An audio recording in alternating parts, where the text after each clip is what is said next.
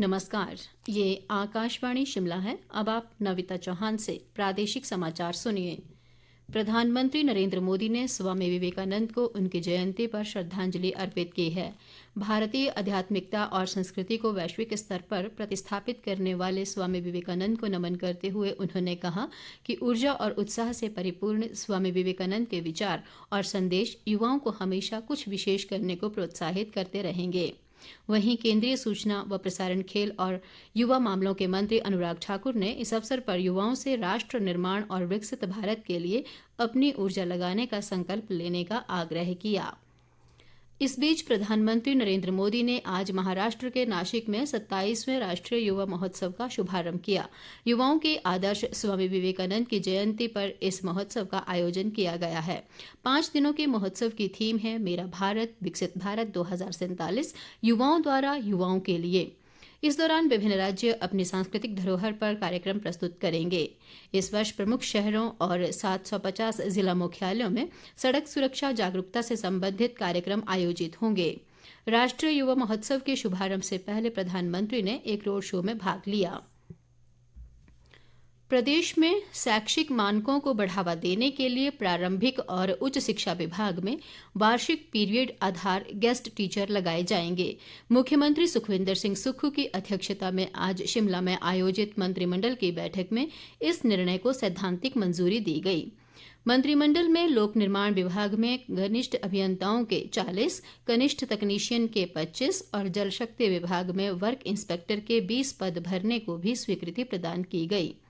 बैठक के दौरान हमीरपुर जिला के नागरिक अस्पताल सुजानपुर को 100 बिस्तर क्षमता के अस्पताल में स्तरोन्नत करने और यहां पर विभिन्न श्रेणियों के 35 पद सृजित करने को भी मंजूरी दी गई। मंत्रिमंडल ने लड़कियों की विवाह योग्य आयु को 18 से बढ़ाकर 21 वर्ष करने और संबंधित नियमों व अधिनियमों को आवश्यक संशोधन करने को भी स्वीकृति प्रदान की। इस दौरान मुख्यमंत्री विधवा एवं एकल नारी आवास योजना 2023 को सैद्धांतिक मंजूरी प्रदान की गई।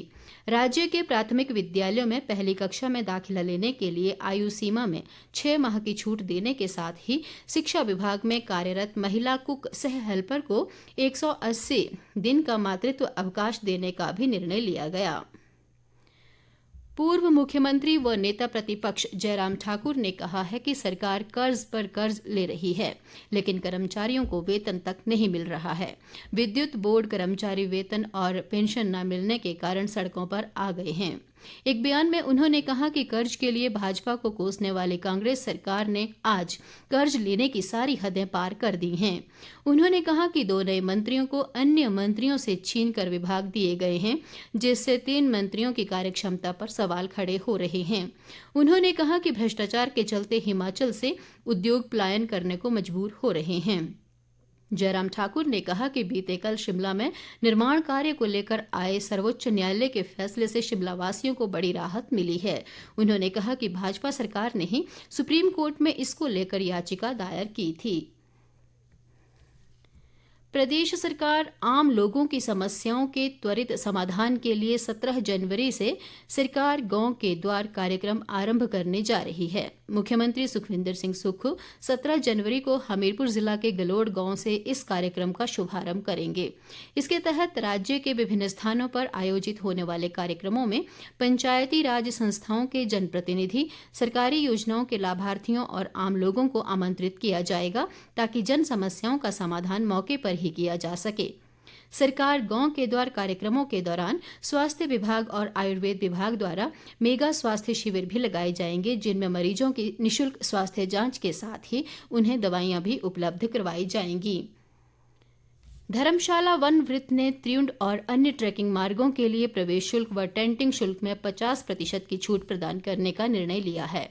वन विभाग के एक प्रवक्ता के अनुसार विभाग द्वारा प्रवेश शुल्क 200 रुपये से कम कर 100 रुपये प्रति व्यक्ति प्रतिदिन किया गया है, जबकि 2 व्यक्तियों के लिए प्रवेश शुल्क सहित टेंटिंग शुल्क 1100 रुपये से घटाकर 550 रुपये कर दिया गया है।